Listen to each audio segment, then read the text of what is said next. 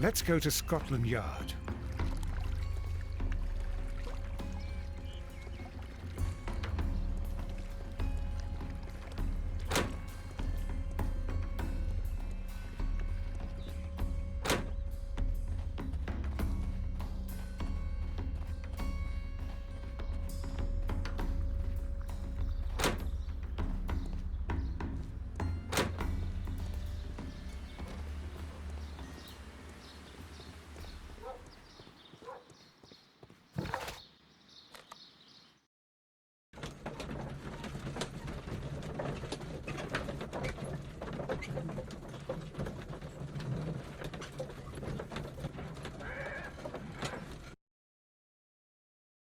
I asked Inspector Lestrade to take Montague Dunne's body to Scotland Yard.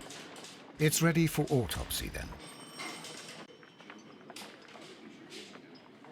It's ready for autopsy, then.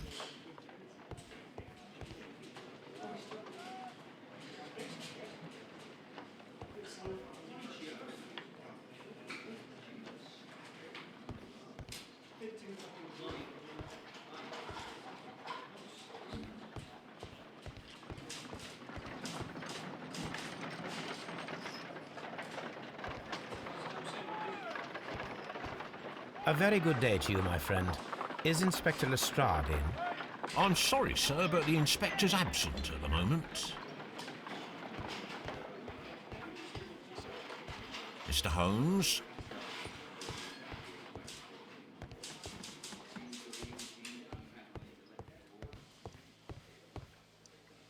Locked.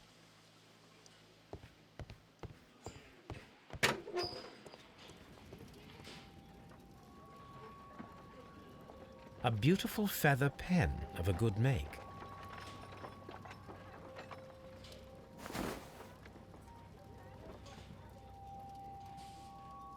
A membership card for the London Crest Club. This watch is of great value.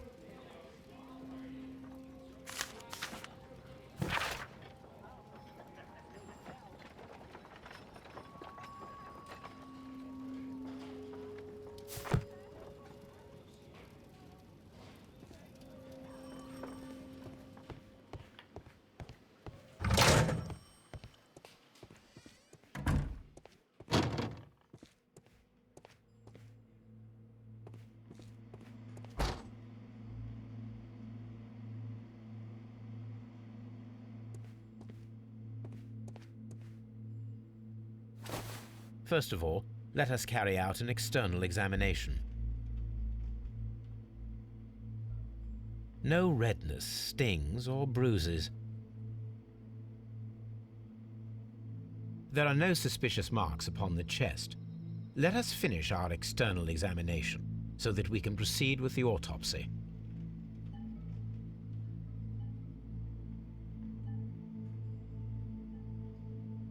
There is an injury to the skull, most probably caused by the fall in the water lily greenhouse. The vessels and the pupil of the eye appear quite normal. The air from the lungs carries a faint floral aroma.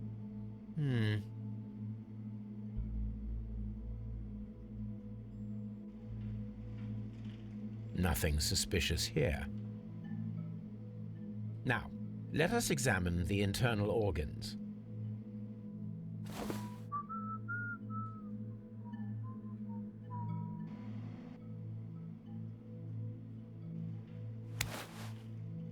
The liver is enlarged.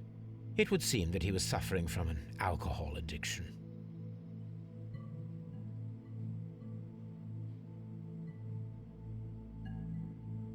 The liver tissue is brown.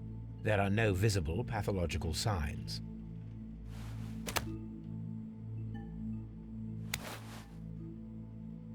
The stomach tissues show no visible pathological signs.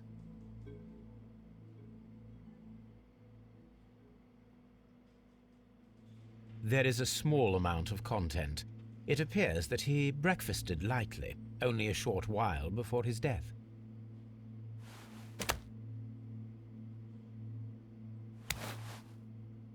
The heart's blood vessels show no pathological signs. The heart tissue shows no visible pathological signs.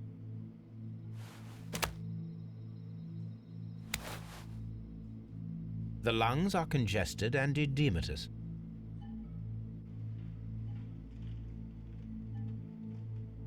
The tissue on the inferior lobe of the right lung is damaged, most probably caused by toxins from an unknown plant.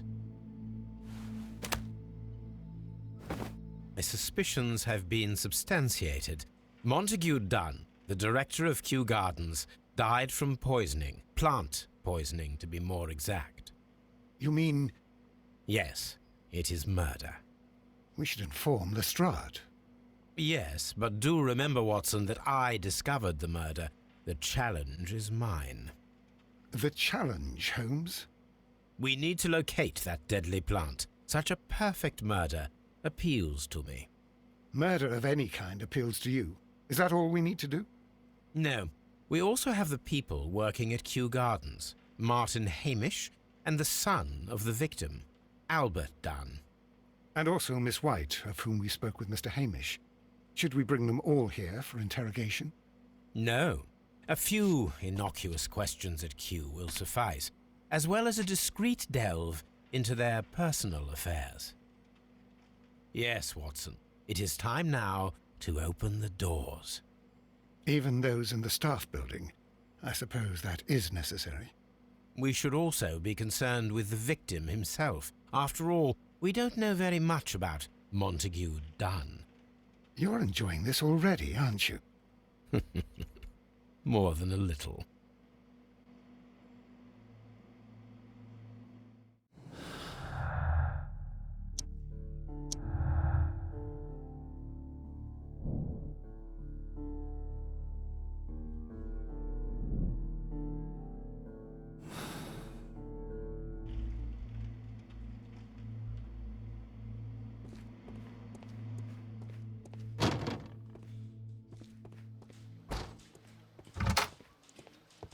Locked.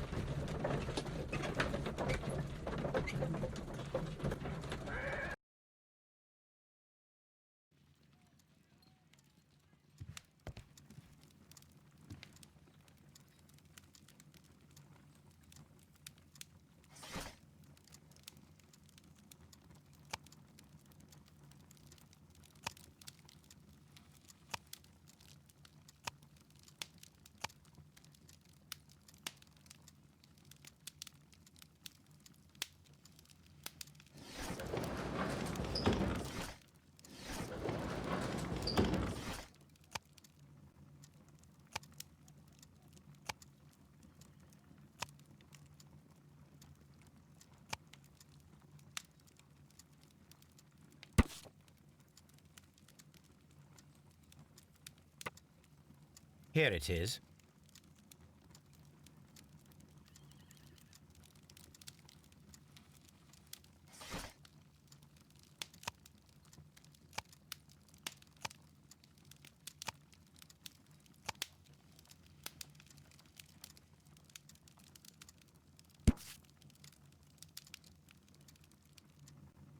Here it is. The Divine Syndicate is not a supplier to Kew Gardens. Besides, there is no address here.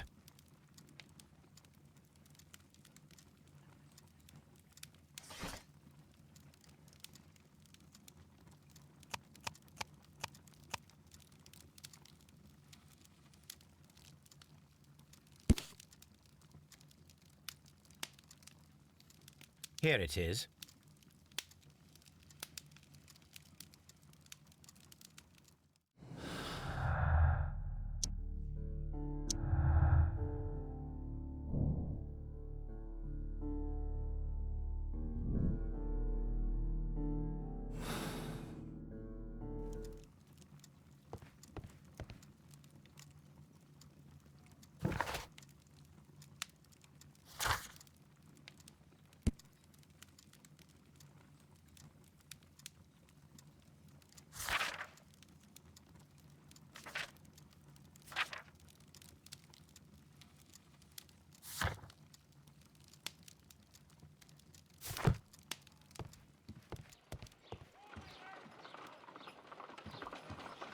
Someone should take Toby for a walk.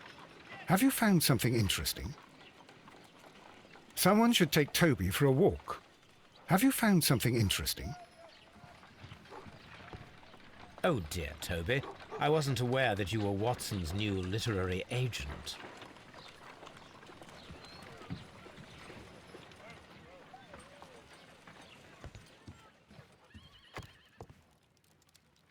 A map of London and the surrounding area. It could be useful.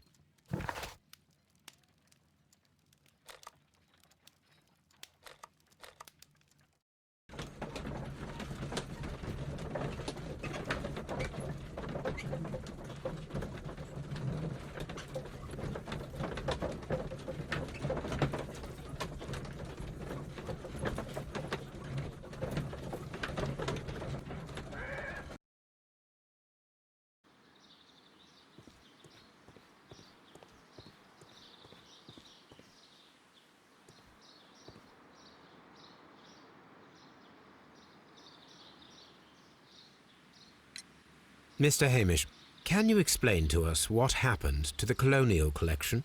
It seems somewhat depleted. But, most likely maintenance work, tidying up. You're not sure, then? But you're the deputy director. Well, I am busy. I cannot be everywhere at once.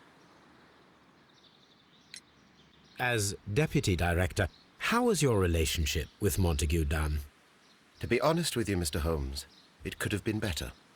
You see, every Tuesday he would carry out his inspection of the gardens, but it was solely to make an impression, great pretense that he cared at all. He would give out absurd orders, ignoring anyone else's opinion. He would then disappear for the rest of the week. He was what some might call a man of action. I'd say rather he was overzealous and chaotic. So after all, it was no wonder, perhaps, that he ended up like that, if you take into consideration his kind of lifestyle. You mentioned that Mr. Dunne led a particular lifestyle. Well, it's no secret that he enjoyed, celebrating, shall we say. He was a member of the London Smart Set. He was famous for it. That and... And? He had an eye for the ladies, to put it mildly, Mr. Holmes. Mr. Hamish, can you tell us who holds the keys to the locked greenhouses? That would be Albert, Mr. Dunne's son. Yes, Albert keeps all the keys, and one can only imagine why. What do you mean? Well, he was never interested in Kew Gardens before, and now all of a sudden he is trying to act as if he owns the place. I think he wants to take over the management here. He'd do better to leave that to me. He has no experience. No, none at all. What is your opinion of Albert as a student of botany? He's useless. I often tell him so, and I can only give him cleaning tasks. Botany is not his life's work, and his father well knew it. He was furious about it. He was? Oh, yes. He forced his son to work here, and he never missed an opportunity to criticize him publicly. Are you able to elaborate on that? Well, for example, with our last exhibition here, Mr. Dunne had Albert make a presentation speech. But then, while the lad was speaking, Mr. Dunne interrupted him, asking him difficult questions, making him look like a failure. It was with the intention of making a fool of him, Mr. Holmes. That must have been terribly humiliating. Yes, he was crushed, and he had to leave. Everybody was making fun of poor Albert. That is, except for Miss Margaret White, who is such a nice lady and who always takes pity on Albert. You mentioned a Miss White. Would you tell us more about her? She is a student who works here part-time. She is quite charming indeed. She possesses a great talent for botany. You should take a look at some of her experiments that she carried out in the laboratory. Ah, if only she were not so naive. Why naive? The way she used to flutter around Mr. Montague Dunne. And he couldn't help but be flattered by all her attention. How could an intelligent woman such as Miss White not see through his game? I can only scratch my head and wonder. Tell me, Mr. Hamish, do you grow the more deadly variety of plant here? You mean insectivorous? Yes, but nothing larger than that. Are you aware of the Divine Syndicate? The Divine what? Is this a joke? No, I am quite serious. What a ridiculous name. Anyway, I have never heard of this syndicate. Thank you, Mr. Hamish. We shall continue our investigation.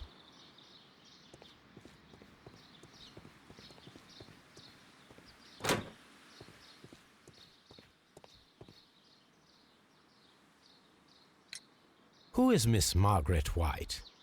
Ah, she is the young lady who studies with me. She visits here sometimes to help out with the greenhouses. In fact, she should be here today. She wanted to work at the seed house. That's the small greenhouse across from the large glass house. We noticed that a part of the colonial collection has been cleared. Ah, at the moment I'm just dealing with the storage room. I don't know much about the other rooms. I imagine that your relationship with your father may have been a strained one. Yes. I cannot say that he was a kind man, for he never listened to me at all. He forced me to work here. But now, after his death, I've been pondering it over. Perhaps he wasn't so wrong about me after all. I have to follow his path, and I have to manage Kew Gardens, and I can do it. I can be as good as any other who works here. Would you please tell us about Martyn Hamish, the Deputy Director? Well, I have to tell you that Mr. Hamish is not and has never been the Deputy Director of Kew Gardens. My father would not have tolerated it. Indeed? That is most interesting. He told us that he was. Yes, because he believes that the management should be passed down to him now that my father is dead. But in actual fact, Mr. Hamish only has the honour of being the garden's longest-serving employee. In fact, if we are to think logically at all, it should be me who takes over the management of Kew Gardens. Do you not have a good relationship with Mr. Hamish? I suppose so. But we have very little in common. Mr. Hamish loves his plants and Kew Gardens, and I cannot say that I share his passion. I see. And how was his relationship with your father? Oh, he hated my father. It was obvious. He would be furious whenever my father boasted of Kew Gardens in the newspapers or at conferences. He was convinced that my father was stealing all of the credit for himself. But my father treated Mr. Hamish in the same way as he treated anyone, dismissively, with indifference. Tell me, have you ever heard of the Divine Syndicate? No, I cannot say that I have. Do you hold the keys to all of these locked doors? Yes, you can have them. But I cannot give you the keys to the cloakroom. The employees' effects are private. I am sure you understand. Thank you, young man. We shall see you again soon. What should we do next, Holmes?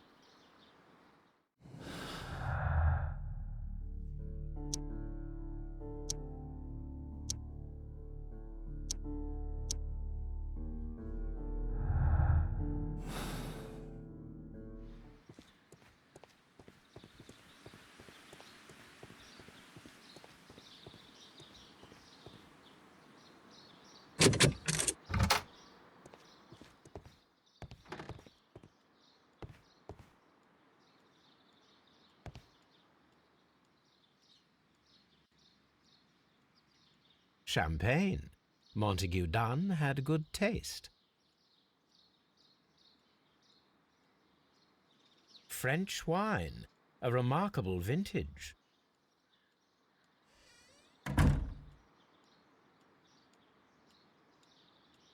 Newspapers discussing Kew Gardens.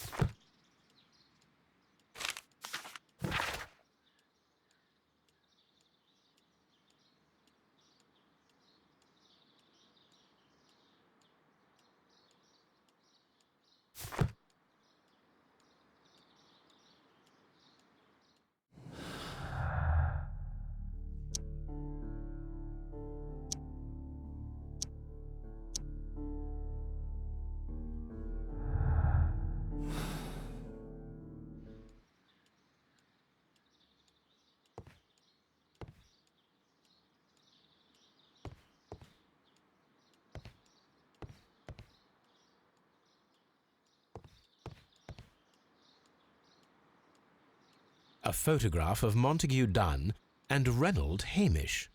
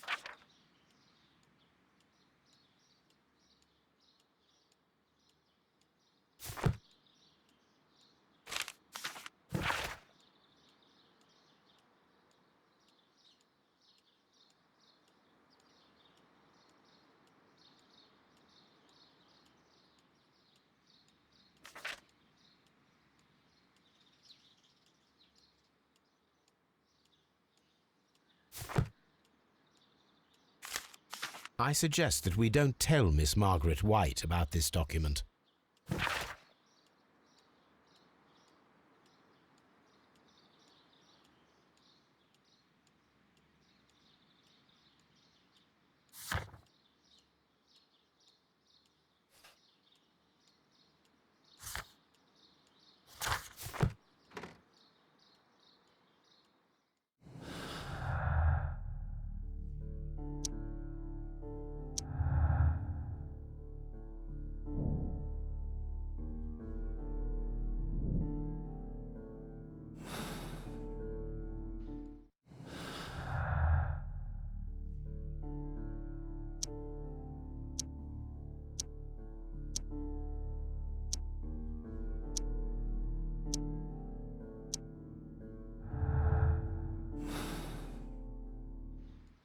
What should we do next, Holmes?